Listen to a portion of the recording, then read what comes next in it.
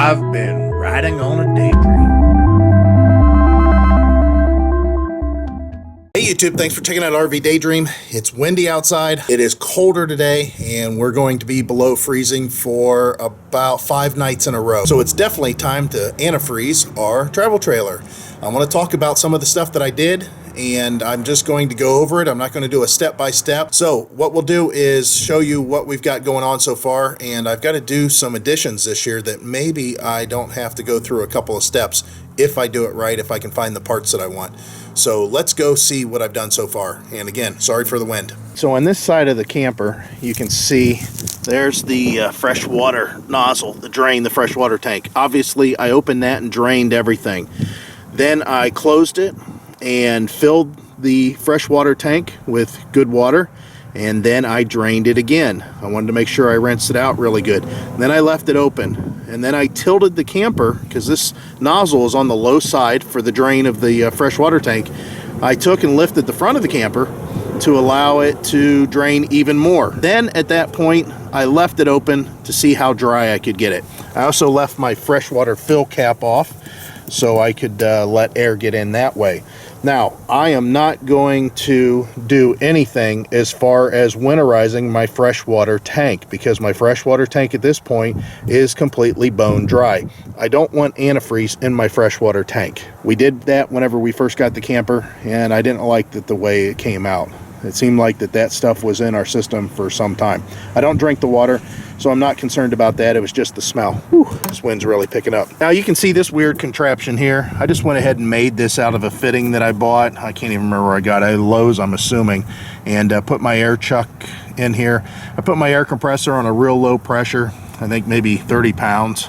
And I connect this, and then at that point I go through and I open everything, spray out my wand here for the outdoor shower with air, you know, the pressurized air that my air compressor is supplying. Then I go in and open all the valves inside on all the faucets, the shower, and then flush the toilet, which at that point it's just air that comes out. Now you don't want to over pressurize anything because you'll definitely cause some problems. This will get all the water out for the most part. I mean, there's still a little bit of residual. That's why we're going to put antifreeze in there. Let's go down to the hot water tank and I'll tell you what I do down there. The hot water tank, I pull this fitting out and I drain all the water out of the hot water tank. Obviously, the hot water tank is turned off in the back here in the safety switch, so it doesn't have to worry about accidentally getting turned on and burning out the element as far as the electric goes. Then when this is completely drained out, at that point I take my hose that I have with a wand on it and I shove it up inside this tank carefully, and I spray it around to rinse it out really well. I mean, I pump about 3 gallons a minute in there and just spray it all over the tank to rinse out any sediment that might be in there. After all that's done, then I take my air gun and I turn the pressure up, and I put my air gun that has a bend to it. It has kind of a hook to it. I put it up in there and I spray my air gun around to get all the water out that I can. Then I leave this open all winter long. That may be a plus or minus, but so far it's working out okay for us. And the reason I say it could be a plus or minus, there is moisture in the air, and while that's open the entire time, that moisture may cause some rust inside the tank. However, if I don't get the tank 100% dry and I put that plug back in and close it off, there's also moisture trapped at that point with a lot of air, and that will cause rust. So I'd rather leave it open. Again, I did it last year, and if there's any problems that arise from that, I'll let you know. But so far, this works out good. So this is the way it's going to be stored. So I can close this up. This nozzle has already pressurized everything, so all the water's out of this for the most part. Let's go ahead and unscrew this, and we'll put this away. Again, this is just something I fabricated. I'm sure they sell these, but I don't. It was a lot cheaper for me to just do this. I had this chuck already, and this is just a couple fittings, so it was only like $2, I think. Now that I've done all that outside, I come inside the camper and I get underneath our bed, and there's a bypass for the hot water tank that allow the hot water tank to not get any antifreeze put into it. Actually, before I drain the hot water tank, that's when I shut that valve off. That way there's no chance of any residual water in the lines still getting inside the tank while I do that whole drying process. So I know the hot water tank's empty and bone dry. I know the fresh water tank is empty and bone dry, so I don't have to worry about putting antifreeze in either one of those things. Now it's just a matter of pressurizing everything inside the camper and filling these drains in the shower and the sink, in both sides of the sink, to make sure that there's going to be antifreeze down in the drain. I'm going to show you what I need to do, and I might make a modification this year on the fresh water tank, how I'm going to get the antifreeze in the system. So let's take a look at that. Here's the freshwater tank and what it looks like underneath of our couch. Something that probably looks pretty normal on a lot of the campers that are from this year. You can see all this spray foam I put in a long time ago. I got a little overzealous. Need to trim that back one day. When we first got this thing, there was mice feces all over the place, so I made sure I filled all the holes, and so far so good.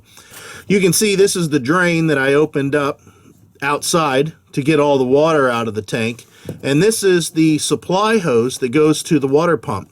Now what I normally do is I loosen this clamp and pull this hose off, this barb, and just put it down inside the antifreeze, and then turn on the pump and let it suck from here instead of from the tank.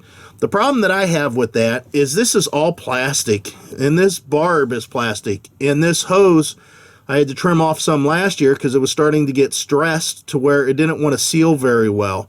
And in the past, I've put this cap on top of the plastic nozzle and put a little antifreeze inside this tank. Again, I'm not going to do that this year because I know for a fact this thing is dry. So what I'm going to do this year is I'm actually going to get some sort of a valve, I think, and I'm going to cut this hose in the middle. Now, you can buy winterizing kits online, and this will do the same thing, but a lot of them like to hook up directly to the pump. Well, I want to be able to hook up to this hose.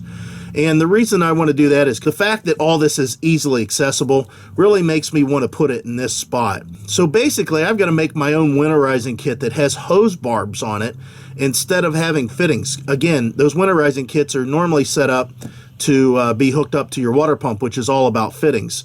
So I want to do hose barb. So what I got to do is cut this hose so I can get a section to see what size it is, and go down to the hardware store and see if I can find some sort of a three-way valve or two-way valve, however you want to look at it, to hook into this so I can decide where I want to pull from, either the antifreeze jug with an extension hose or go back to this freshwater tank. So that's what I'm going to do. Let me see if I can find anything. If not, I'm going to have to do it the old way again, and that is just pull this off and stick it down in the antifreeze jug, and then once I'm done, reinstall it. So let's get into it. So I went ahead and I cut off a little piece. It's a 1/2 inch. It looks like a 1/2 inch inside, and it said it on the outside, so I probably could have just went to the hardware store and picked some up, but I wanted to double check. I want to be able to go down in case they have something that's kind of out of the ordinary, and it's just a local True Value, so they may not have what I need.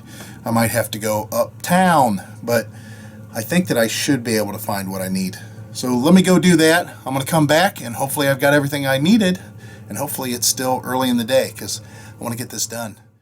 All right, so it's just as I feared. It's later in the day, and I don't have hardly any lighting in here because I had some other errands I had to run before I could jump into this fully.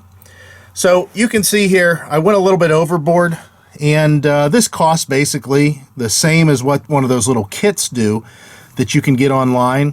But I wanted to pick it up at the hardware store and get it done today instead of waiting for it to be shipped to me. And I had to because of the way the weather is. We kind of procrastinated. So let me show you what I got here and see if I can explain it to you. This here is the fresh water supply. You can see I have a hose going to this valve, which will be on most of the time. This will be on all the time that we go camping. It goes into a 90 degree, and then there's another small piece of hose that goes into a T-fitting that's connected to this valve, and then the other side of the T goes on to the water pump. This is going to be off most of the time.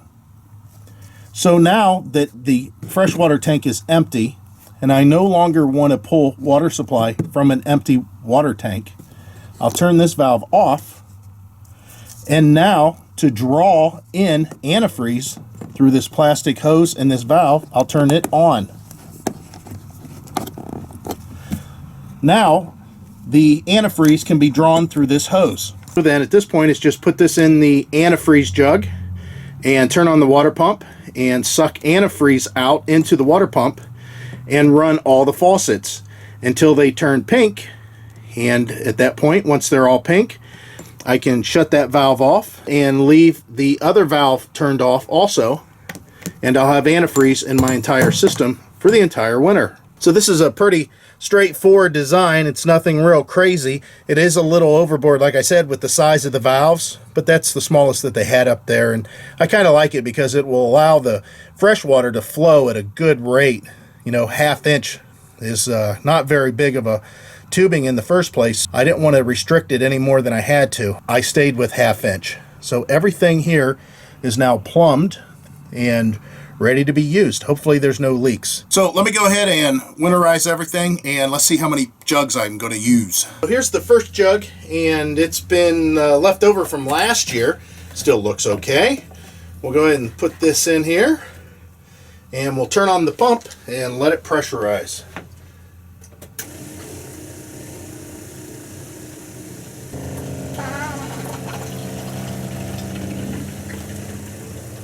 See, I got to turn this to get all the antifreeze out that I can. Looks like that's all for that one. Let me turn the pump off. And now we're going to a brand new jug. What I'm going to do is open up the cold water on the sink here in the kitchen and use that one as a gauge. So here we go.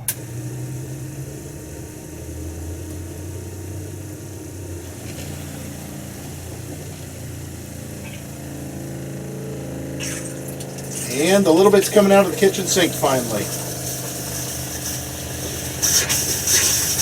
along with air. So now the pump should shut off, which it did, even though I'm sure there's air in the other side, which is the hot water side. So let me turn on the hot water side. You can hear the air.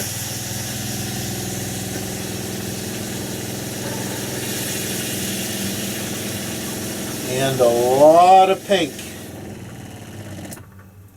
Now I'm going to turn on the bathroom sink.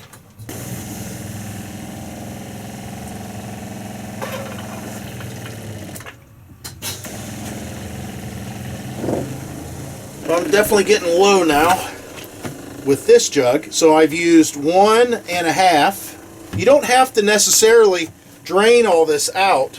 I'm going to turn off the pump, because what you're wanting is a little bit to pour down in the drains anyway, so there's no sense in trying to wring out every last drop there. Just get it close.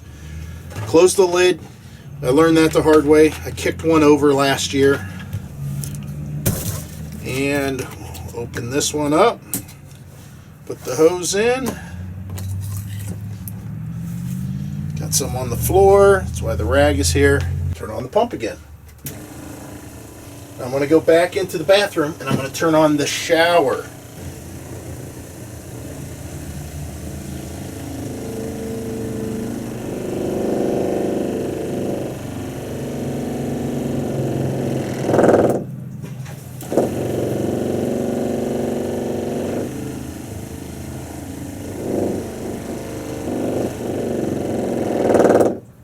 So the bathroom shower now has antifreeze through its lines. I'm going to make sure that I have enough in this jug, which I think that I do. Oh yeah, definitely.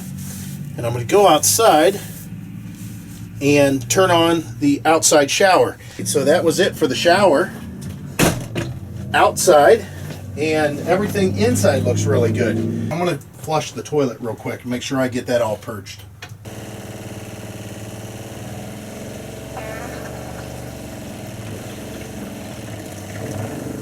Alright, so that's all purged now too, and you can see I've pretty much utilized all that's in this jug.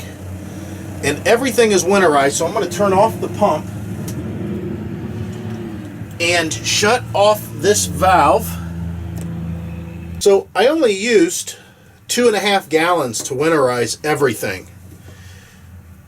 I will take, though, and pour quite a bit in the drains just to make sure that the water is diluted enough or completely replaced by antifreeze.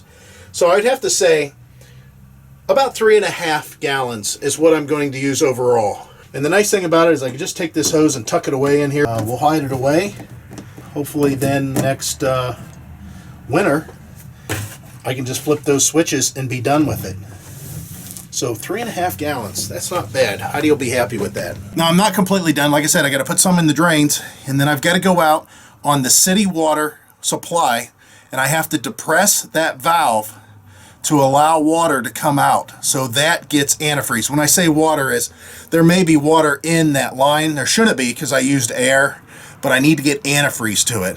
I do like having antifreeze cover everything that it can, including the bathroom and the toilet. That valve, because I like to see liquid on that valve seal so it stays soft and doesn't get dry and crack. So it likes to see liquid, and antifreeze is great. So you can see, not a big deal. The way that I did it was obviously a little bit more lengthy because I wanted to add that, and everybody has their own way to do it. This is the way I see it.